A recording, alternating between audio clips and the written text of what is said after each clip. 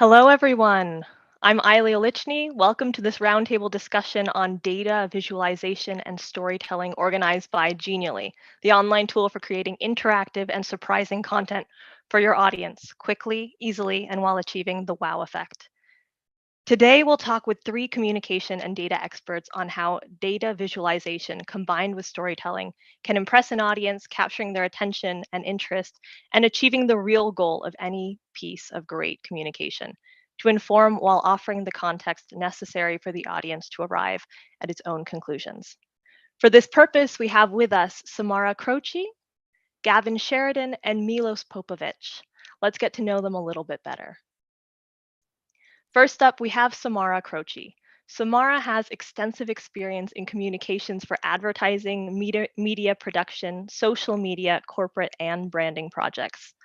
This includes a decade of experience in a multinational company focused on circular economy, design for remanufacturing, and sustainable fashion and design, where she built partnerships with brands, NGOs, and institutions all around the world.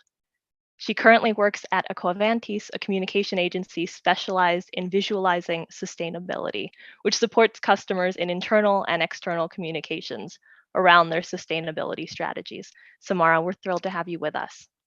Thank you for having me. I'm happy to be here. Next up, we have Gavin Sheridan. Gavin is the co-founder and CEO of Viz Legal, a legal intelligence company. He was previously Director of Innovation at open source intelligence agency Storyful, acquired by News Corp, which specializes in real-time social news monitoring and verification. He's a co-founder of Right to Know, an NGO focused on access to information and litigation. As part of this work, he obtained large amounts of public spending data using access to information laws. Gavin, thanks so much for joining us. Thanks for having me. And last but not least, we have Milos Popovic. Milos is a data analyst at Booking.com in Amsterdam. He has a PhD in political science and vast experience teaching and mentoring students in research methods.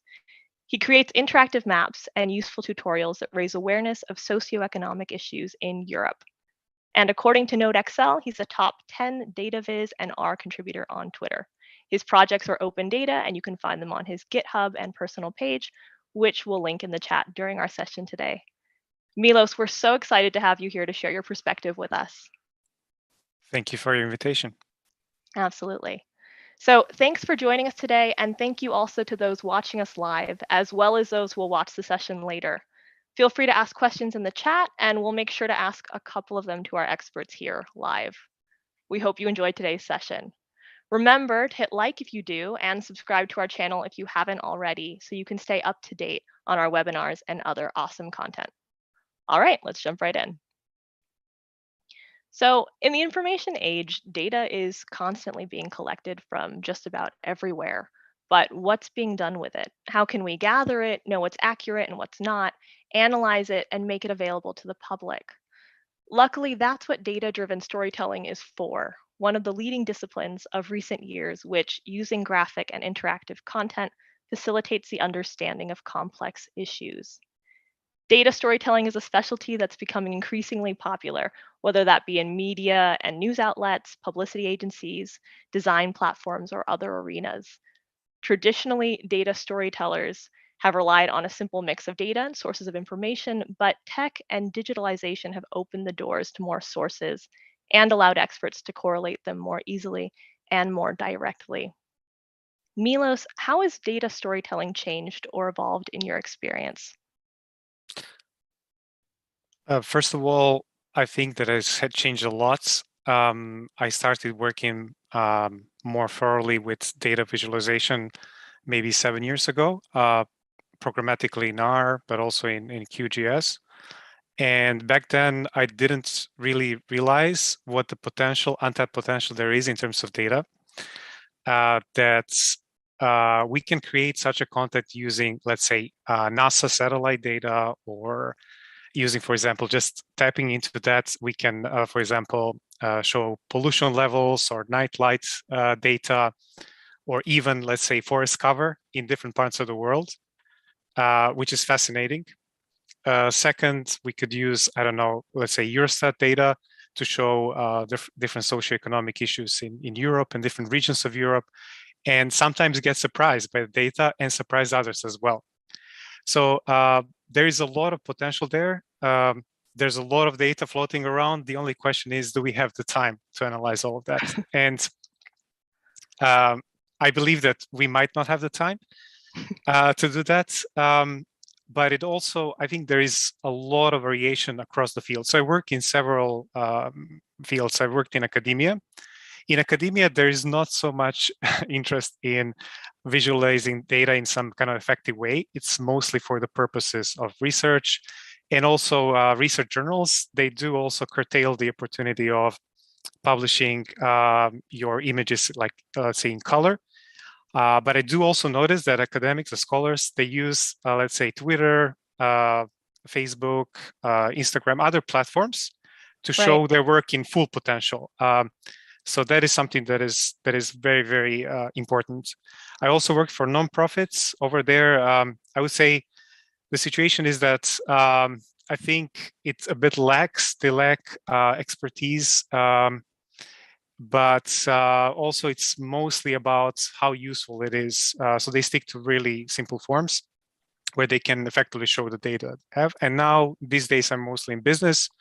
So I have a similar feeling like with the nonprofits, it's mostly about using the data in the most cost-effective way and not really taking so much time to invest into making something wow and looking amazing. So I think it's also this kind of a trade-off between how much time you have and how much data you have at hand, and what do you want to achieve with that. I see that as kind of the main focal point of data visualization across these three fields these days. Okay, wonderful. So basically we have access to tons of data. Now the question is, do we have time to deal with all of this data, right? And you also brought up an interesting point with social media and how that's changing the ability to share all this information. Gavin, have you seen something similar? So I come from a media journalism background, and I started working on open data or data visualization back in 2009, 2010, and it was becoming a very kind of exciting area of storytelling and journalism around that time. And the liberal, I suppose the freeing of information was one of the key kind of trends in kind of the late 2000s in journalism. And then what do you do with the data once you got it? And kind of to riff on what Milos is saying, there's kind of a two-ended problem. One is that sometimes the most interesting data is actually not available at all. It's behind paywalls or it's behind government servers and you can't get access to it. So you have to go through a process to try and obtain that data, liberate that data. And sometimes that involves screen scraping. Sometimes you're getting the data from publicly available sources and you're structuring it in order to then tell stories about that data using either visualizations or even just republishing the raw data for other people to use. Or you're using access to information law to get access to data that nobody has ever seen, that it's sitting on a government database. And it might include, for example, a thing I specialized in was getting spending data and then representing that in very simple ways for an audience to understand things like, where do my taxes go? Or how does a government ministry spend all its cash? And these are things that really, in principle, I suppose that the government ministries could be doing themselves, but often they're reluctant to do so for various political reasons. But if I was to look at the trend then since then, is that the whole area in journalism has matured a lot over the last 10, 12 years. I think you've seen a maturity of the teams that work within newsrooms about how they work with this data. The amount of data has also changed. And again, it depends on the type of data. If you're working with APIs, like Twitter's API or Facebook's API or Instagram's API, all the data is structured already. That's great. But actually a lot of the work in journalism is spent on unclean data that you have to somehow wrangle into a form that can be visualized in the first place. And that's actually where a lot of the time is spent. Okay, amazing. I'm going to ask you a little bit more about that later on as we talk about access to data. And, in recent years, there's been a noticeable shift towards interactive and visual data displays overall. Samara, what do you see as the main benefits of visual or graphic representation and interaction in your publications? Has it improved the average session duration? Does it reduce bounce rate? What impacts have you noticed? So yes, all these are true. I can share that there are some great improvements in vanity metrics. Let's say, so more engagement, the information stick easier, and quicker. It stays longer, and this is what our customers are sharing with us. And also, people spend more time in the page, and the click-through rate is also higher. The thing is that this is not just this is not assured just for being a visual piece of communication. It has to be a good one. But I think visual database, visualization of data allows us to overcome some of the big challenges that we have in communication, especially in sustainability communication, which is what we deal with. So the fact that we have many data, too much data, of course, and people are almost anesthetized to data. This is one for sure, and sustainability and climate change, everything. Again, then there is another fact that almost all of our brain activity is happening below the consciousness level, almost 98%. So we just go on autopilot. We just go with our frames, and we filter everything we see with the frames we have. And so in a way, data visualization allows us to overcome these problems because it uses stories as Trojan horse for other information. It gives also agency, I think, to people, which is an interesting point, especially in sustainability. You're not telling them what to do. You're giving some facts, and you allow them to have a journey into your data visualization and find their own way, their own opinion, which is great. Gives really agency, and then it drives discovery. Once again, the topics in sustainability are complicated, and if you can discover and have a journey through them, it's a great way to overcome the initial barriers that you have. Wonderful. And it sounds like you're saying that effective visual communication really cuts through the noise with yes, and I think it also seeing. creates a space for conversation, maybe a little bit more than simple communication in text form. It allows different entry point and different layers and different conversations, really. That's interesting. Okay, great. And, with information consumption habits having changed so much due to the sheer number of sources, the volume of data, lower attention span, sort of all the things that, for example, communication agencies are fighting against, are visual representations and interaction mandatory in order to engage the reader? And what's the best way to provide context when informing a viewer? Milos, I'd love to know your thoughts on this.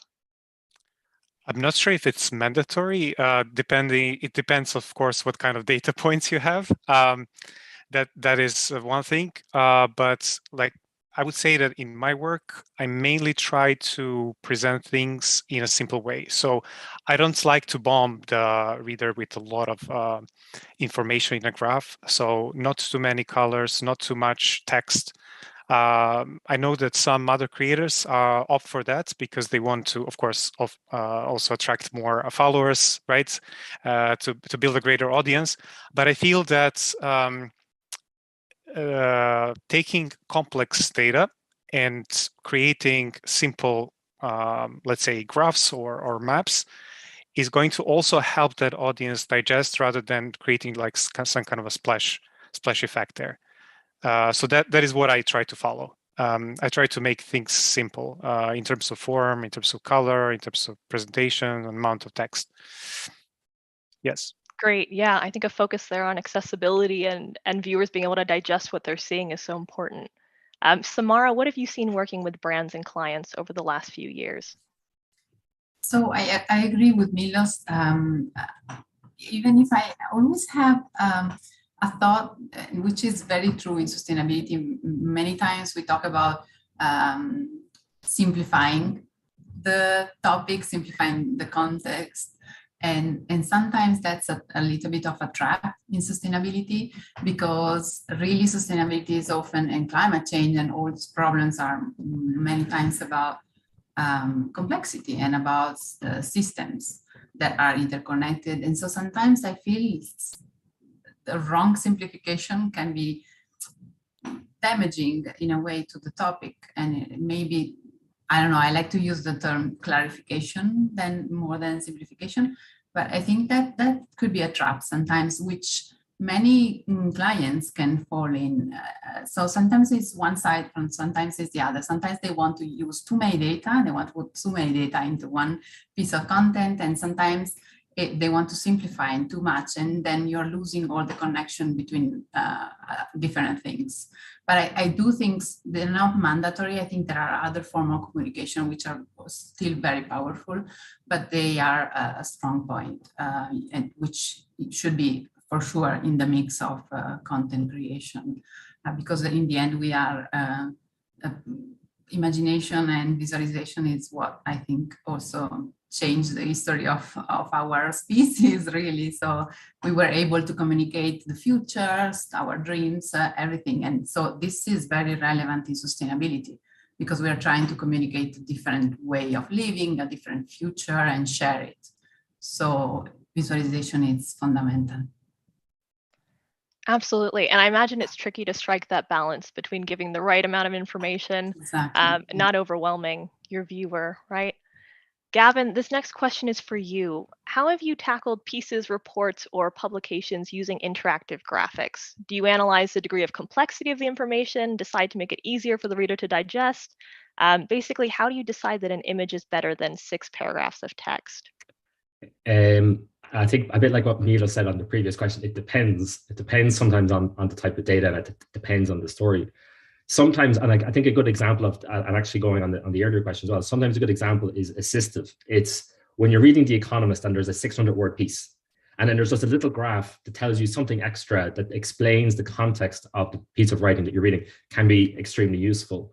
I think overall what you're seeing is an evolution in how this works.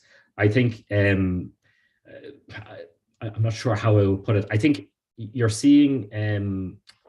Sorry, go back to your question there. Sorry, I got distracted. It's. No worries. Yeah, I mean, I guess the question is, sorry, how do you tackle these pieces, reports, or publications? I think sometimes, yeah, I think you're always trying to simplify it for the reader. You're always trying, because, right. And again, I suppose to some extent it depends on your audience. It depends on the publication. If it's for a general audience, you might be trying to explain a very complex subject. And climate change is a good example where you see those wonderful temperature graphs that present blue to red as things go, which would simplify incredibly complicated research for the audience. So to some extent, it depends on the audience. But I think you're seeing is that the complexity of the data is increasing, the volume of the data is increasing. But also you're seeing a trend that the power of the tools to explain or visualize this information, those tools are getting better, and they have improved enormously over the last 10 years. Because you start out with Excel when you're a data journalist, later you move to pivot tables, and then you move to bar charts and pie charts. But then you move to Google's Fusion tables as it was then, or Google Data Studio as it is now. And the tools keep getting more and more sophisticated, as well as having all these different types of data that you want to explain things around. So I think you're seeing progress on kind of both sides. You're seeing the power of the tools increasing, as well as the volume of data, but also the techniques that practitioners are using are getting better as well. Wonderful. Yeah, we're seeing quite an evolution then, it sounds like, on all levels. And I'm seeing here a question from the audience, which is, what are your favorite tools for creating data visualizations? Milos, what tools do you rely on to provide your reader or viewer with value and context when creating your data visualizations? It's a very, very good question. There are many tools out there. That's also one of the, I would say, traps, choosing your tools, because sometimes it can also be overwhelming, the same way the sheer data amount can be overwhelming. So I started off very simple, like many years ago. I was, as all academics, very boring. I was using Stata, but Stata is very limited, and there was not much space there. So something like somewhere in 2014, I switched to R, which is a programming language where you basically write code and then produce different stuff. You can produce graphs, maps. You can also do statistical analysis, as well as some descriptive statistics. R is not very user-friendly. It has an awesome packages such as ggplot2, which is probably the best out there. I think there is no Python package that could match it. but it's not very user friendly. If I would say if any people from the audience are interested in producing something, but they don't have necessary skills, I would recommend using Tableau or Power BI, which I also used in my work. And I currently use, in my work, I use Tableau. It's very user-friendly, it's point and click. There is a bit of also math there, but there is no kind of a coding as you would see in, let's say, Python or R. And if they're interested in mapping, again, if they don't have necessary coding skills, I use a lot QuantumJS or QGIS. It's very user-friendly. It's, again, point and click. It has a lot of plugins. It's open. It's free software. So anyone can download it, play with it. Unlike, for example, ArcGIS, I think it requires some subscription. But I would warmly recommend that one. I also use it from time to time just to double check some analysis that I did in R, if actually it makes sense. And yes, in short, I think that those would be the tools. I know that Google also has their own data visualization tool, which is, I think, probably pair on pair with Tableau and Power BI, but I don't know how big is the community there, a support community. Wonderful. I'm sure that list will give people a place to get started for sure. Thank you. Samara, could you name a few of your favorites and explain maybe how you use them at Acovantes? Well, for tools, I'm not a designer, so I'm not maybe the right person to ask, but really the majority of what we do for our customers are done in Genially. So they are interactive infographics and different pieces of visualization of content, sustainability strategies. Then there are some other which are all custom made, and then we developed accordingly with our IT department or with our designer. We use Illustrator, of course. So yeah. Perfect, thank you. And I know that in our audience, we have quite a mix today. So we have a mix of data visualization enthusiasts or experts, and maybe some members of our audience that are simply curious to learn about what it means to work with data. And data, although measurable, quantifiable, and helpful, is often pretty cold and anything but captivating and can be hard to obtain, right? Gavin, I'd love to hear your perspective on this. How can we get hard to access data and have it tell a story that'll capture the attention and interest of the reader or viewer? With great difficulty is the best way to loaded put it. question. I guess there's two main approaches that journalists and investigative journalists in particular would use for that kind of data. One is scraping, and that's often very legitimate scraping certainly when it comes to public data. When you're looking at public websites that contain interesting information that's kind of locked behind something that means that you can't interrogate the information yourself. It is in a format that is not open and accessible. Now, thankfully, there are some new laws that have come into force just recently, one of which is the European Union Open Data Directive, which came into force last year for all member states of the EU. And what that does is it mandates member states to introduce what are called high-value data sets, which means that they have to make APIs available for publicly accessible information. And also there's a requesting regime that exists within all member states, which means that you can file a request to a public body, any public body in any member state, seeking access to certain data, but in open accessible formats, so that you don't have to necessarily go to the efforts of requesting information, then they send you PDFs, then you have to convert those PDFs to spreadsheets in order then to do the data cleaning and then the data visualization. The second way is, I suppose, besides scraping and accessing information using formal requests, such as open data requests, is FOI requests, which is the ability and an equivalent to go to Samara's point around environmental information, is your rights under the Aarhus Convention to request environmental information from any member state, from any public body, which would include things like pollution data, that would include water pollution, air pollution, and all of those, that information under international law is obliged to be released by public bodies when it relates to emissions in particular. And there's provisions kind of in parallel with the Open Data Directive about that information being released in open accessible format, and in principle being released proactively by public bodies. Not that you even have to request it or that you should have to request it, but it should be published in open accessible formats for anybody to be able to see and then play with and then share and then build on, and then they do things like, as mentioned earlier, map that information so that the public can get a greater understanding of very important information like emissions data. So and the only problem, I suppose, with the requesting regime like FOI and AIE is it can be contentious. The public bodies may not want to release that information to you because they just have a culture of secrecy and they're afraid of what might happen if the information suddenly becomes public and people can analyze it. But I think in general, we're moving in that direction, that is becoming a more common method of information becoming available to journalists and practitioners and professionals and academics, which means that I think everybody benefits from that change in attitude that hopefully is happening. And I think the Open Data Directive is one of the biggest shifts in EU law around accessing disinformation, because it places such big obligations on member states to introduce this and make it mandatory for public bodies to make this information available, and not just in any form, in open accessible formats by default. And that's a big change in culture. Wonderful. Yeah, it's kind of a relief to hear that we're moving towards greater transparency, right? There's so much fear around big data and the use of data by corporations and different governments. It's a little bit reassuring. Thanks. Here's another question from our viewers about what visual resources you all rely on to transform data into stories. Milos, I've been admiring some of your interactive maps of different European countries. What resources do you rely on to transform data into stories? Apart from maps, do you explore other resources such as, say, infographics or timelines to highlight important data? Yes, thank you.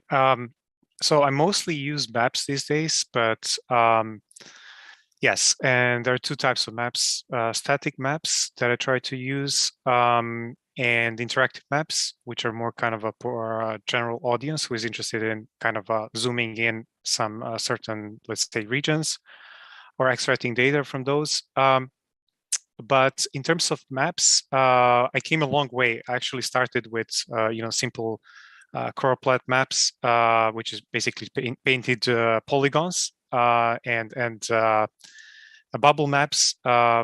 Then I've also moved to some other types like dot density maps for actually showing not just like some values, but also the density of the population that belongs to those values. Yeah, these days also playing a bit with 3D maps. But in terms of graphs, I used different types. So I think I would actually advise using the most simple graphs possible. So let's say bar plots or line plots or scatter plots, if that's something that can be used to effectively show the data points you have, instead of going for some kind of a more kind of fancy techniques. So I'm kind of a more conservative on that side. So if what we have can explain well in terms of graph types, I would go definitely for that. In terms of iconographics or infographics, I haven't used infographics that much, mostly because I found them a bit that overwhelming, that in terms of that they have a lot going on around. So I mostly was sticking to this kind of a traditional forms.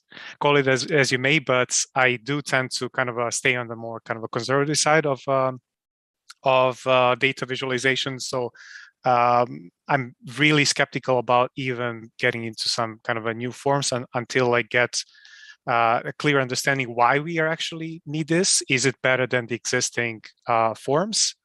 Does it say more than the existing forms do?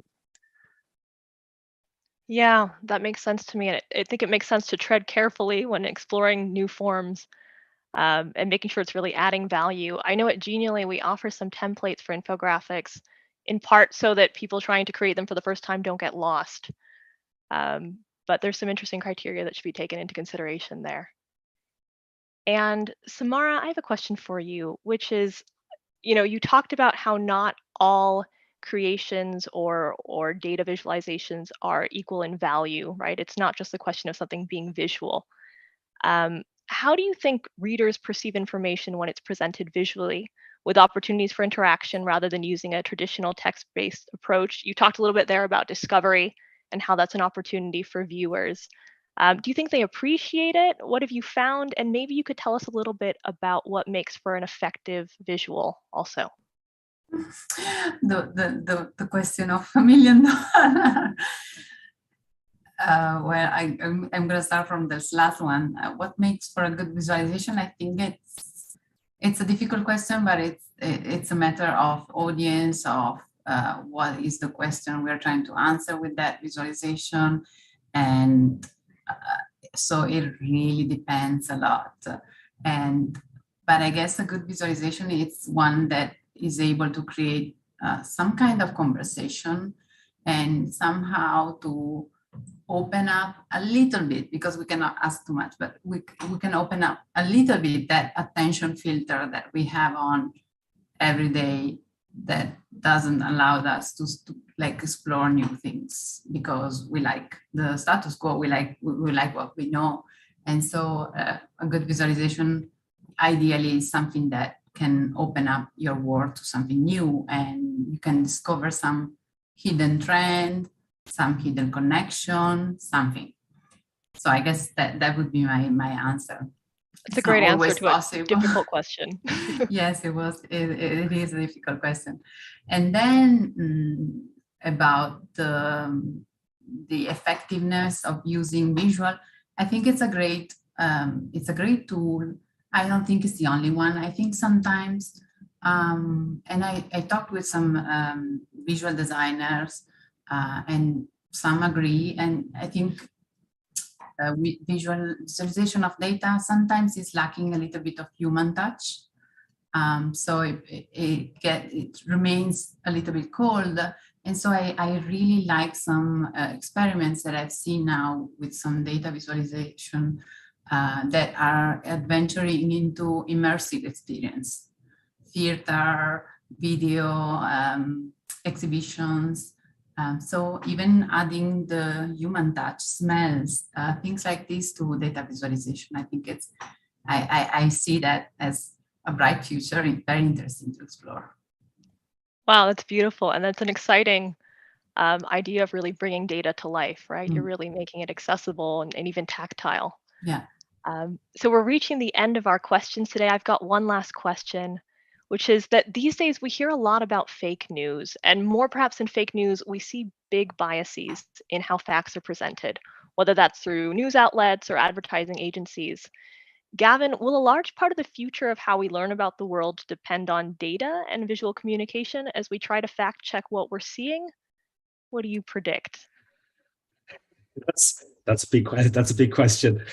So I suppose I first started working in the kind of visual verification or debunking of false information on YouTube and social and Twitter and Facebook, Instagram back in 2010, 2011, or 10 years ago at Storyful.